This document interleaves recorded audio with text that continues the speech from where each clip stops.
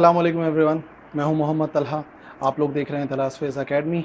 आज second year के lecture number 3 की बारी है और हम कंटिन्यू करेंगे हमारा चैप्टर नंबर 11 हीट। तो आज का हमारा जो लेक्चर है वो है बेसिकली गैस लॉस के बारे में। ठीक है, नज़र डालते हैं उसके कंटेंट्स पर। नंबर 1 हम डिस्कस करेंगे बॉयल्स लॉ, नंबर 2 हम डिस्कस करेंगे चार्ल्स लॉ और नंबर 3 हम डिस्कस करेंगे जनरल गैस इक्वेशन और जनरल गैस लॉ। एक कंप्लीट टॉपिक हो जाएगा आज हम लोगों का। और अगर आप लोगों ने सेकेंड ईयर के पिछले दोनों लेक्चर्स नहीं देखे तो उनका लिंक आई बटन में है, डिस्क्रिप्शन में है। पहले वो वाले लेक्चर देख लो ताकि कोई कंफ्यूजन ना हो। ठीक है, तो क्या है गैस लॉस, पहले ये देख लेते हैं। देखिए, जो गैस है ये डिपेंड करती है 4 वेरिएबल्स पर। Number 1 pressure, number 2 volume, number 3 temperature and number 4 number of moles. तो अगर कोई भी रिलेशन इन चारों के दरमियान में बनता है तो वो कहलाता है गैस लॉ। ठीक है, लेकिन वो रिलेशन तब बनेगा जब आप दो चीज़ों के दरमियान में रिलेशन बनाओ तो बाकी दोनों को रखना पड़ेगा कांस्टेंट। अगर वो कांस्टेंट रहेंगे तो फिर हम रिलेशन बना सकते हैं और वो रिलेशन कहलाता है गैस लॉ। हमारे सिलेबस में दो गैस लॉज हैं, number 1 Boyle's law, number 2 Charles law. तो बारी बारी डिस्कस कर लेते हैं दोनों लॉज को। नंबर 1 देखते हैं व्हाट इज बॉयल्स लॉ। तो रॉबर्ट बॉयल ने 1660 में एक एक्सपेरिमेंट किया और उस एक्सपेरिमेंट में उन्होंने रिलेशन बताया दो चीज़ों के दरमियान में, और वो है volume of gas and pressure of gas. और अगर आप लोग भी थोड़ा सा ऑब्जर्व करो तो अगर हम किसी भी गैस के ऊपर प्रेशर को इंक्रीज करते हैं तो उसका वॉल्यूम डिक्रीज हो जाता है, और ऐसा ही एक्सपेरिमेंट में प्रूव हुआ। बट अगर हम टेम्परेचर को कांस्टेंट रखें तब, तो क्या है Boyle's law? According to Boyle's law, at a constant mass of a gas, the volume of gas is inversely proportional to applied pressure. Means एक constant mass रखते हुए अगर हम रिलेशन बनाएं वॉल्यूम और प्रेशर का तो दोनों का रिलेशन है इनवर्स। और इनवर्स रिलेशन का मतलब एक चीज़ का इंक्रीज करो तो दूसरी चीज़ अपने आप क्या हो जाती है, डिक्रीज हो जाती है। जी हाँ, तो हम क्या करें, अगर हम गैस के ऊपर प्रेशर को बढ़ाते हैं वॉल्यूम डिक्रीज हो जाएगा, और अगर उसी प्रेशर को रिलीज किया जाए तो आप देखोगे जो गैस का वॉल्यूम है वो इंक्रीज हो जाएगा। ठीक है, तो मैथमेटिकली हम इस लॉ को कैसे लिख सकते हैं, इस पर नजर डाल लो। Mathematically we can write as V is inversely proportional to the pressure but when the temperature of the gas remains constant। ठीक है, प्रोपोर्शनैलिटी का साइन रिमूव करो, इक्वल का साइन आएगा और कांस्टेंट का साइन आएगा। यहाँ पर आने वाला कांस्टेंट k है जो कांस्टेंट ऑफ प्रोपोर्शनैलिटी है। तो अगर हम इस k की वैल्यू को निकालना चाहते हैं, इस कांस्टेंट की वैल्यू को निकालना चाहते हैं, तो हमने क्या किया, PV is equal to constant. ठीक है, यानी कि प्रेशर और वॉल्यूम का प्रोडक्ट हमेशा कांस्टेंट रहता है। यह है हमारा बॉयल्स लॉ। फिर देखते हैं इसके ग्राफ को। तो जैसा कि हमें मालूम है वॉल्यूम और प्रेशर के दरमियान में रिलेशन इनवर्स है, तो इसका ग्राफ भी बनता है एक कर्व। अगर हम प्लॉट करें वॉल्यूम को on x axis and pressure को ऑन वाई एक्सिस तो हम इस किस्म का रिजल्ट देख सकते हैं कि जो एक लाइन हमें मिल रही है वो है एक कर्व जो डायरेक्टली शो कर रहा है कि इन दोनों का रिलेशन इनवर्स है। दूसरा लॉ, चार्ल्स लॉ। तो चार्ल्स ने डिस्कवर किया और उसने रिलेशन बताया between volume of gas and temperature of the gas, और ऐसा करने के लिए उसने प्रेशर को रखा कांस्टेंट। तो पिछले लेक्चर में भी हम लोग डिस्कस कर चुके हैं वॉल्यूम और टेम्परेचर का रिलेशन कैसा है। तो क्या नतीजा निकला चार्ल्स का, चार्ल्स इस नतीजे पहुंचा कि अगर किसी भी गैस का प्रेशर कांस्टेंट रखा जाए तो उसका वॉल्यूम डायरेक्टली प्रोपोर्शनल होता है टेम्परेचर के।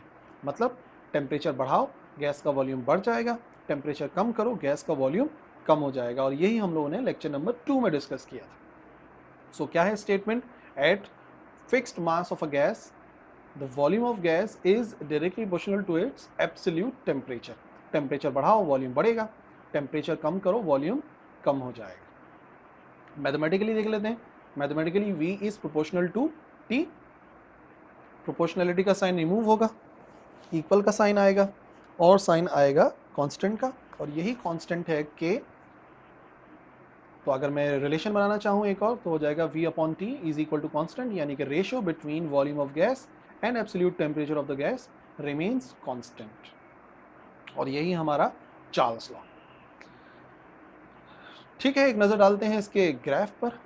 तो अगर आप इसका ग्राफ देखो तो आप टेम्परेचर को प्लॉट करो ऑन एक्स एक्सिस और वॉल्यूम को प्लॉट करो ऑन वाई एक्सिस, तो हमें एक स्ट्रेट लाइन ऑब्टेन होगी। बट अगर इस ग्राफ को देखो तो आप देखो कि ये जब टेम्परेचर 0 डिग्री सेंटीग्रेड है तो स्टिल गैस का एक वॉल्यूम है।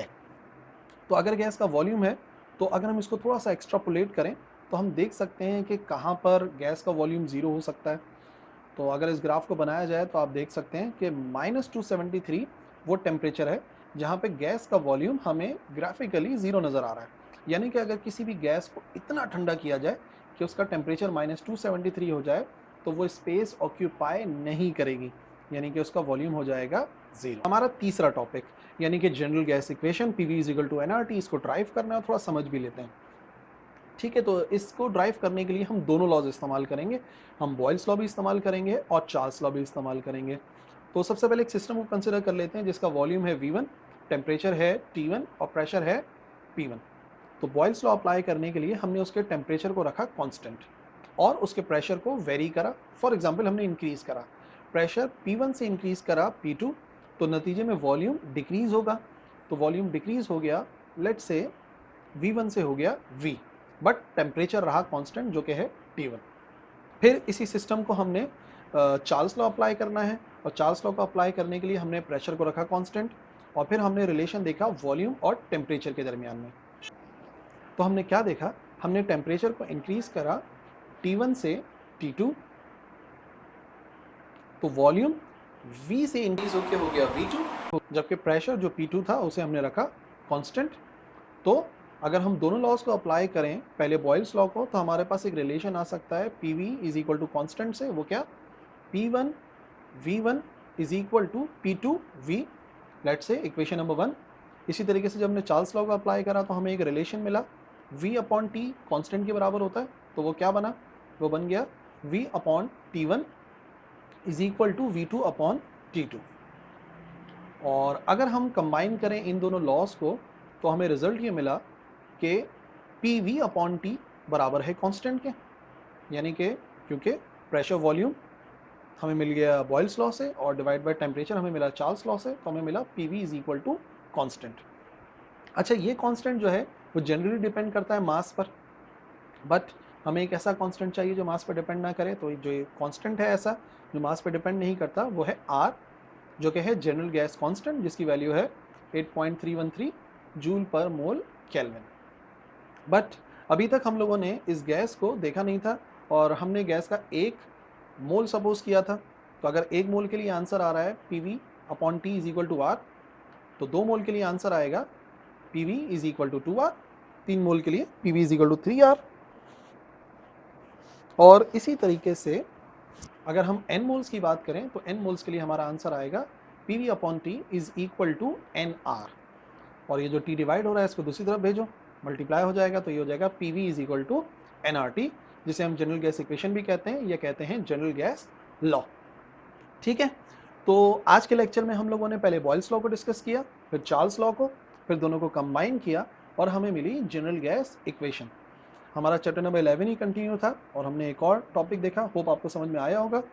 कोई भी परेशानी है, कोई भी प्रॉब्लम्स हैं, क्वेश्चंस हैं, कमेंट्स में लिखो, रिप्लाई करेंगे इंशाल्लाह। और मिलते हैं अगले लेक्चर में। ठीक है, अल्लाह हाफ़िज़।